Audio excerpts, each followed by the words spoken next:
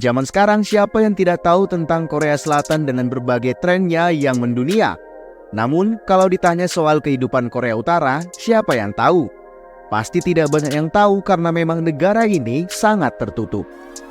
Korea Selatan dan Korea Utara walaupun sama-sama Korea, keduanya itu bak langit dan bumi. Mereka itu udah terlibat dalam konflik perang sejak tahun 1950 dan sampai sekarang ini masih saja bersih tegang.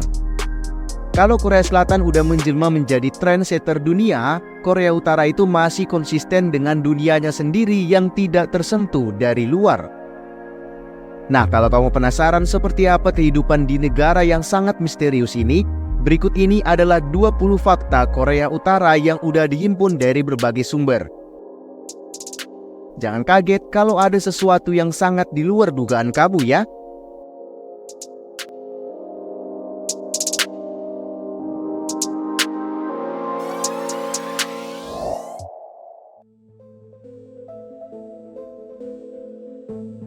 Korea Utara adalah negara komunis yang sangat unik karena sudah dipimpin oleh 3 generasi dari keluarga Kim. Yang pertama ada Kim Il-sung yang mendirikan negara ini pada tahun 1948 dan memerintah sampai kematiannya itu pada tahun 1994. Nah, setelah dia meninggal, putranya Kim Jong-il itu mengambil alih pemerintahan dan sekarang itu yang mengambil alih pemerintahan adalah cucunya yang bernama Kim Jong-un.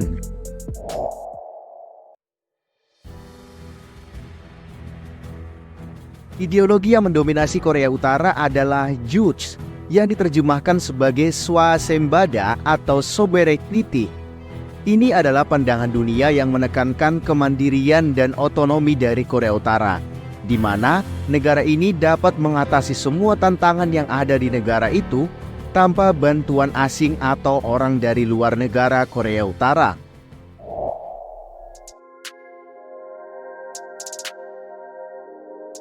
Korea Utara juga punya salah satu angkatan bersenjata terbesar di dunia. Pasukan bersenjatanya itu mencapai lebih dari 1 juta personel dengan angkatan darat yang kuat dan ada juga angkatan laut dan angkatan udara. Nah, mereka ini juga punya senjata nuklir dan rudal.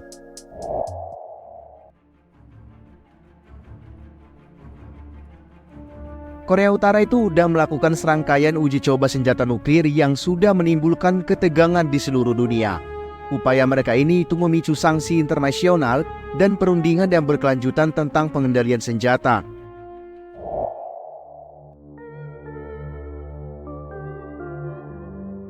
Akses internet di Korea itu sangat terbatas. Sebagian besar warga negara itu nggak punya akses ke internet dan akses situs-situs luar negeri itu sangat dibatasi. Nah, bayangin aja kamu yang udah sering main smartphone bebas internet, tiba-tiba kamu dipindahkan ke Korea Utara.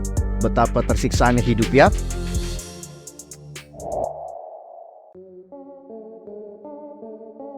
Banyaknya propaganda adalah bagian penting dari kehidupan sehari-hari di Korea Utara. Kalau kamu ada di sini, kamu akan lihat patung dan gambar dari pemimpin keluarga Kim itu tersebar di seluruh negeri ini. Dan juga masyarakat itu diberitahu supaya mereka itu menghormati pemimpin mereka secara ekstrim dan setia.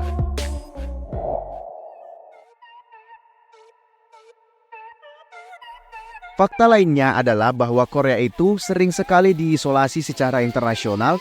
Karena apa? Karena mereka itu punya banyak sekali pelanggaran hak asasi manusia dan juga karena program nuklirnya dan tindakan provokatifnya seperti uji coba rudal yang memancing emosi dari negara tetangga mereka, Korea Selatan.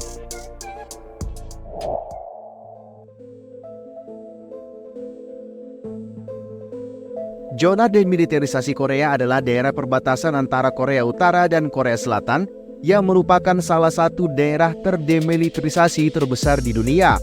Ini memisahkan kedua negara dan dijaga oleh pasukan dari kedua sisi dengan sangat ketat.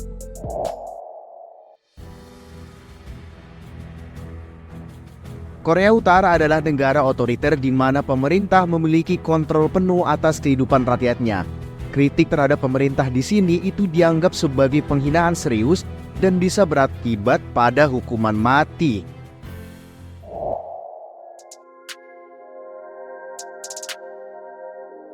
Ekonomi Korea Utara itu sangat terbatas dan sering sekali mengalami kesulitan.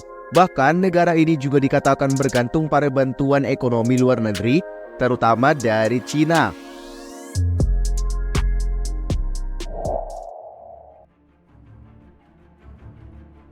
Warga Korea Utara itu memiliki akses internet yang sangat terbatas ke informasi dari luar negeri.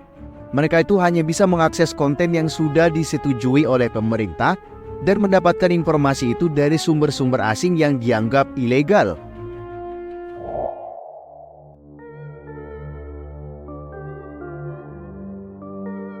Pariwisata di Korea Utara itu sangat terbatas. Wisatawan asing hanya dapat mengunjungi tempat-tempat yang sudah diatur oleh pemerintah, dan itu juga harus diawasi selama mereka berkunjung ke negara ini.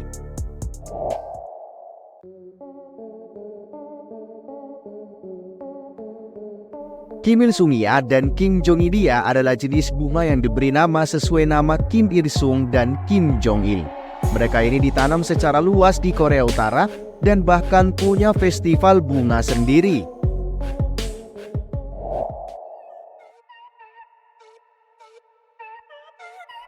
Korea Utara sudah mengalami kelaparan berulang kali dalam sejarah berdirinya negara ini.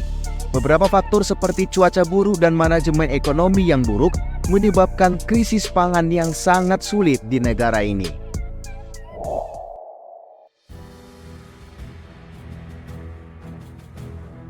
Organisasi hak asasi manusia itu sudah melaporkan pelanggaran hak asasi manusia yang serius di Korea Utara, termasuk karena adanya penganiayaan politik, kamp kerja paksa, dan pemisahan keluarga.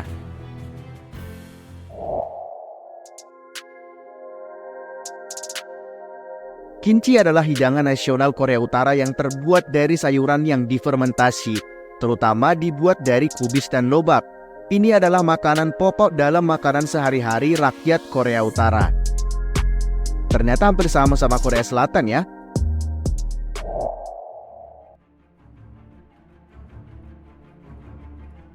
Musik di Korea Utara itu digunakan untuk menyebarkan pesan propaganda yang mendukung rejim Kim.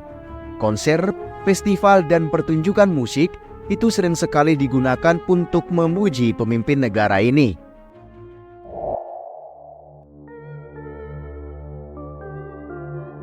Angkutan umum di Korea itu sangat terbatas dan sebagian besar warganya itu mengandalkan transportasi kaki atau sepeda. Kendaraan pribadi itu hampir tidak ada di negara ini dan kereta api adalah salah satu sarana transportasi utama mereka.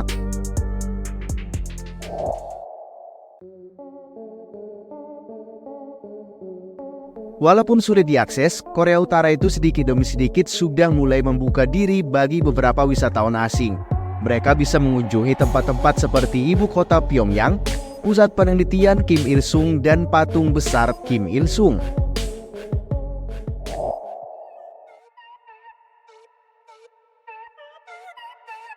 Korea Utara itu merayakan sejumlah hari libur nasional seperti Hari Matahari untuk Kim Il Sung dan Hari Bintang Terbit untuk Kim Jong-il.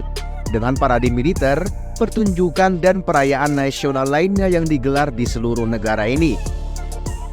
Perayaan ini merupakan momen penting dalam budaya dan politik Korea Utara. Nah, itu dia 20 fakta tentang Korea Utara. Semoga penjelasan ini memberikan pemahaman yang lebih baik tentang beberapa fakta menarik tentang Korea Utara.